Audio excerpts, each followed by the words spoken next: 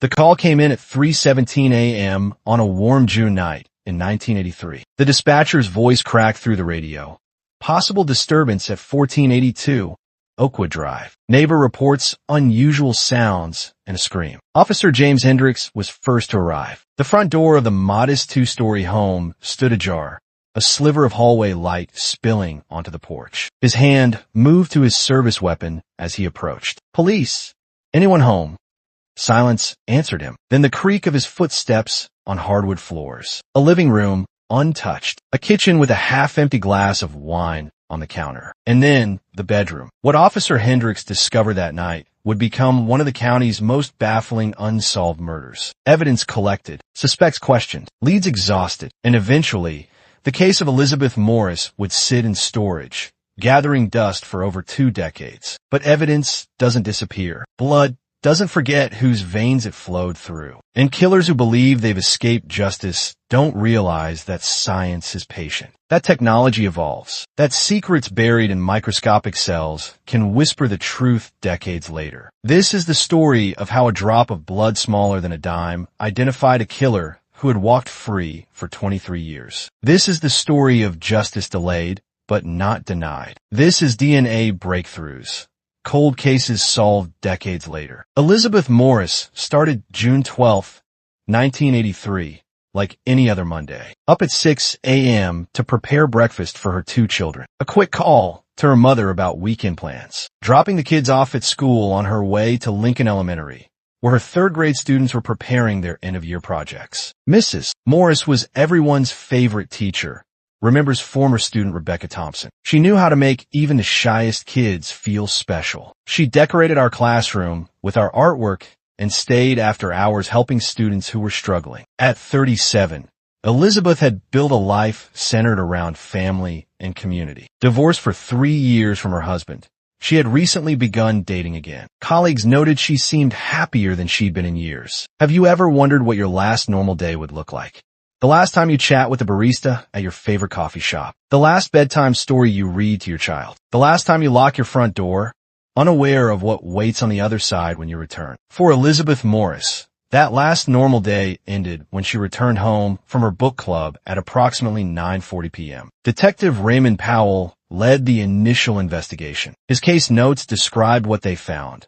Victim appears to have encountered intruder in kitchen area. Signs of struggle beginning in kitchen, continuing through hallway to master bedroom. Defensive wounds on victim's hands and forearms. Multiple stab wounds to torso. Cause of death, blood loss from severed carotid artery. The killer had entered through a back window, cutting the screen and forcing the lock. Elizabeth's purse was untouched. Jewelry remained in her dresser. This didn't appear to be a robbery gone wrong. What made this case unusual was the level of violence combined with the apparent lack of motive, explains former evidence technician Gloria Martinez. Nothing of value was taken, but the attack was personal, rage-driven. Under the victim's fingernails, technicians found skin cells. Blood not belonging to Elizabeth was discovered on a broken lamp. A single foreign hair on her clothing. In 1983, these were clues that might narrow down suspects if they already had someone in mind. But DNA profiling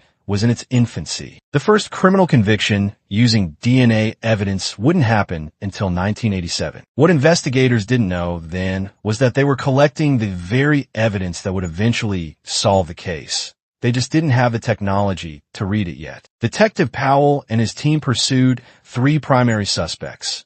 First was Elizabeth's ex-husband, Richard Morris. The divorce had been contentious, with heated disputes over child custody. Richard claimed to be at home alone the night of the murder. No alibi, but no evidence placing him at the scene either. Richard had a temper, said Elizabeth's sister in a police statement. But I never thought he would hurt her physically. Their fights were about the children, never about them. The second suspect was Michael Donovan, a colleague at Lincoln Elementary who had asked Elizabeth out repeatedly, despite her polite rejections. Donovan's alibi, that he was at a bar until midnight, was confirmed by multiple witnesses. The third person of interest was never identified publicly.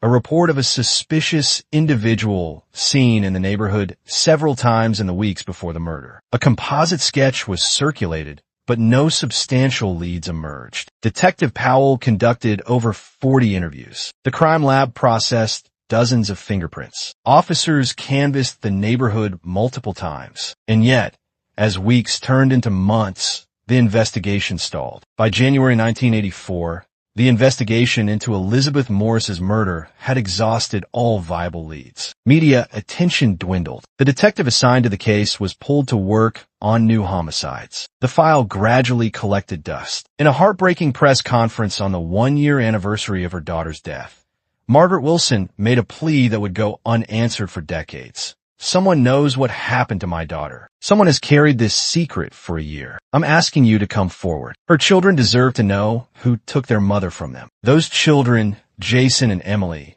just 10 and 8 when their mother was killed, grew up with their grandparents. Each year, they would place flowers at their mother's grave. Each year, they would wonder if this would be when they finally learned the truth. But the truth was locked away in microscopic cells, waiting for science to catch up. 42 years later, it finally would. When Elizabeth Morris was murdered in 1983, DNA analysis was rudimentary at best. Blood typing and basic serology could tell investigators whether blood was type AB, or O, narrowing suspects to roughly 30 to 40% of the population. Hair comparison was largely visual. Fingerprints remained the gold standard for physical evidence. But science doesn't stand still. By the early 2000s, DNA technology had undergone multiple revolutions. Polymerase chain reaction techniques could amplify tiny samples of genetic material that would have been unusable in the 1980s. Short tandem repeat analysis could identify individuals with statistical certainty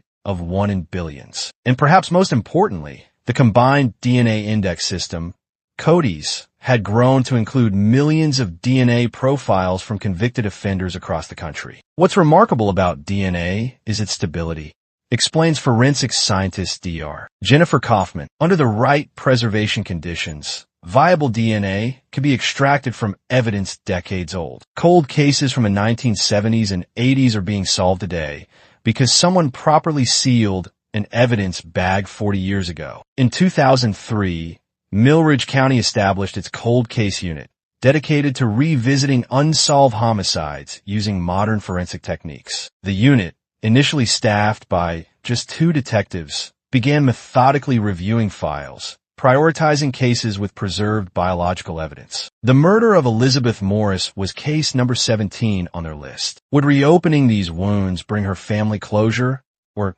just renewed pain? Is there a point when the pursuit of justice causes more harm than healing? For Jason and Emily Morris, now adults with children of their own, these questions had only one answer.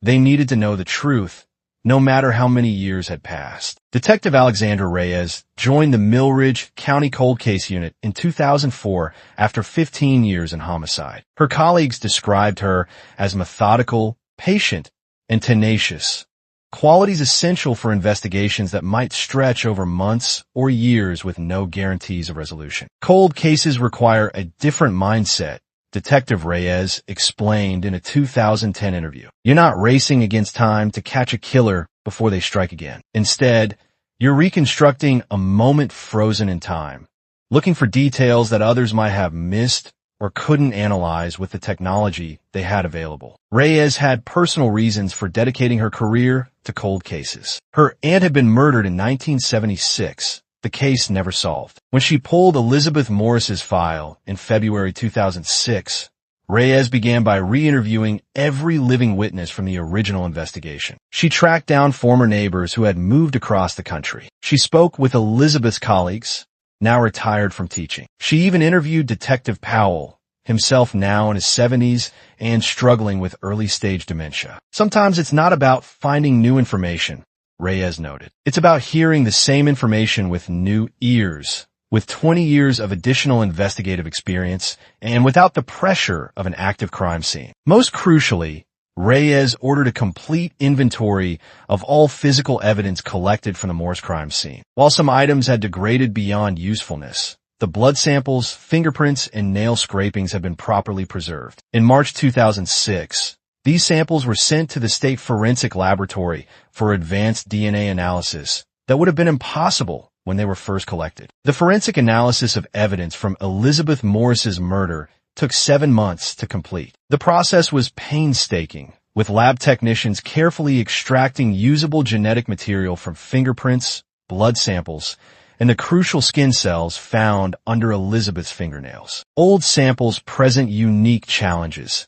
explains forensic analyst Thomas Chen. Environmental contamination, degradation over time, and the limited quantity of biological material all complicate the extraction process. In the Morris case, we were working with evidence that had been collected before many of our current protocols were established. By October 2006, the lab had successfully developed 2 distinct DNA profiles. One matched Elizabeth Morris. The other belonged to an unknown male. The unknown profile was entered into CODIS, the National DNA Database. Every Monday, new profiles from across the country are compared against existing entries. On January 8, 2007, nearly 24 years after Elizabeth Morris was killed, the system registered a match. Detective Reyes received the call at 10:17 a.m. When the lab called, I knew immediately it was about the Morris case, Reyes later recounted. There's a certain tone forensic analysts get when they've found something significant. I remember sitting down because my knees actually went weak. After all those months of work, we had a name. The DNA belonged to Robert Allen Webster, and Robert Allen Webster had never been on the original list of suspects. Robert Allen Webster had no connection to Elizabeth Morris. He had never worked at her school. He wasn't a parent of one of her students. He hadn't lived in her neighborhood. Webster was a drifter who moved between states working short-term construction jobs. His criminal record included multiple arrests for breaking and entering,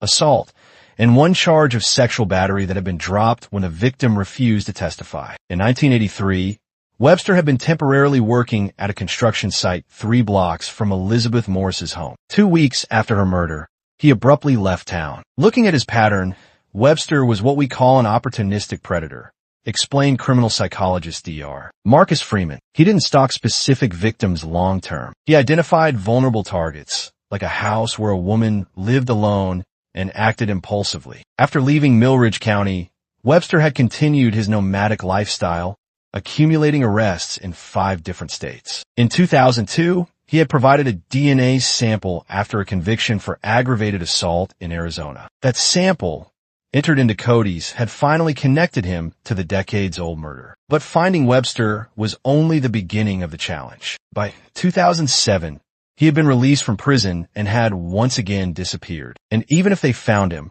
the legal hurdles would be formidable. Key witnesses had died. Memory reliability would be questioned. Chain of custody for evidence would be scrutinized. Could a case this old actually be prosecuted successfully?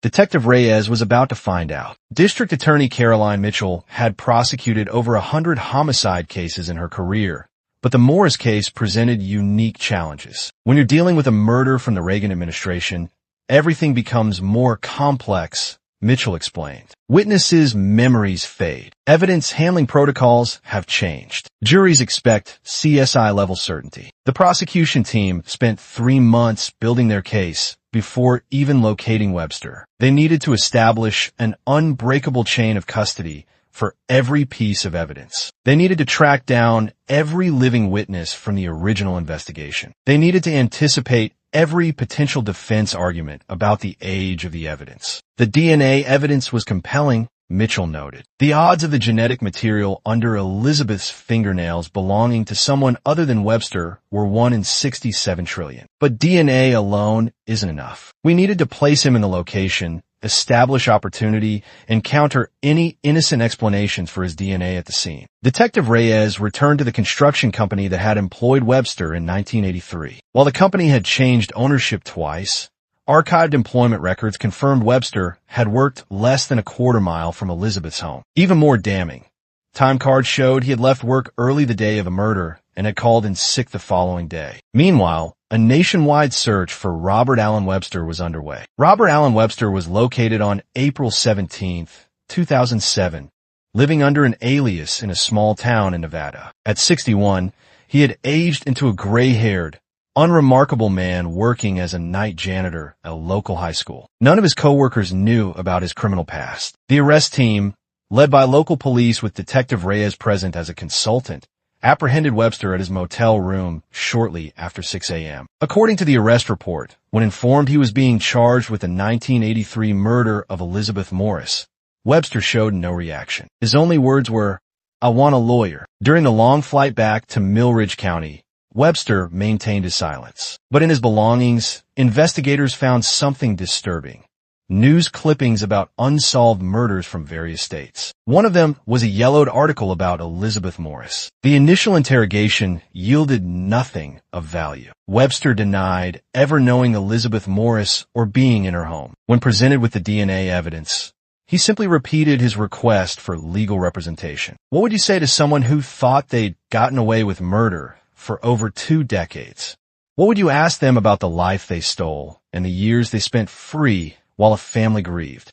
Detective Reyes later reflected, "These are the questions I wanted to ask Webster, but may never get answered." For Elizabeth's children, now in their 30s, news of the arrest brought a complex mixture of emotions. It was like reopening a wound that had never fully healed, Jason Morris told reporters, but also a sense that finally, after all these years, we might get answers. The trial of Robert Allen Webster began on February 11th. 2008, almost 25 years after Elizabeth Morris's murder. The courthouse was filled with media, curious locals, and most importantly, Elizabeth's family, including her children and her 89-year-old mother, who had waited decades for this day. The prosecution's case centered on the DNA evidence, which was meticulously explained to the jury by Dr. Anita Sharma, the forensic scientist who had analyzed the samples. The defendant's DNA profile matches the material found under Elizabeth Morris's fingernails with a statistical certainty of 9,999%. Dr. Sharma testified. This indicates that during the struggle, the victim scratched her attacker, collecting his skin cells under her nails. The defense, led by public defender Martin Green, focused on the passage of time. After 25 years, memories fade, evidence degrades, and reconstruction of events becomes problematic, Green argued in his opening statement. The prosecution is asking you to convict based on scientific techniques that didn't even exist when this crime occurred. Green also suggested that Webster's DNA could have been transferred through innocent contact, perhaps at a store or restaurant where Elizabeth might have encountered him, though he offered no specific scenario. 7 days into the trial, the most unexpected development occurred. After a lengthy consultation with his attorney, Webster changed his plea to guilty. No one outside the defense team knows what prompted this sudden change. Some speculated that Webster, facing overwhelming evidence and nearing the end of his life, decided to admit the truth. Others believed it was a strategic decision to avoid potentially damaging testimony about other unsolved cases. Whatever his reasons, Robert Allen Webster finally admitted to killing Elizabeth Morris on that June night in 1983. At the sentencing hearing on March 3, 2008, Robert Allen Webster was given the opportunity to address the court. His statement was brief and offered little insight. "I did it. I'm sorry for what happened. That's all I can say now." Elizabeth's son Jason delivered a powerful victim impact statement. "For 25 years, I've wondered about the face of the man who took my mother from us. I've imagined what kind of monster could do such a thing. Now I see you're just a man, a hollow, empty man who stole decades of memories we should have shared with her. Our mother never got to see us graduate, never attended our weddings, never held her grandchildren. Those moments were taken from us forever." Judge Eleanor Winters sentenced Webster to life imprisonment without possibility of parole, the maximum penalty available for first-degree murder. At 62 years old, Webster would spend his remaining years behind bars. For Detective Reyes, the case reinforced her belief in never giving up on cold cases. Every unsolved murder leaves a wound in a community that never fully heals. Every victim deserves justice, no matter how many years have passed, and every family deserves answers. For Elizabeth's family, the conclusion of the case brought a measure of peace, if not complete healing. "Knowing who killed our mother and why doesn't bring her back," Emily Morse reflected. "But it closes a chapter that had been left open for too long. We can finally move forward, knowing that justice, however delayed, was finally served. Elizabeth Morris was one of the thousands of victims whose cases went cold in an era before advanced forensic technology. For decades, her killer lived free while her family lived with unanswered questions. But evidence is patient. Science advances, and sometimes justice arrives when we least expect it. Across the country, evidence rooms hold thousands of similar cases, waiting for the right technology, the right detective, the right moment for truth to emerge. Each box contains not just evidence, but shattered lives and unanswered questions. What cold case has haunted your community for years? Which families still wait for answers that might be locked in decades-old DNA?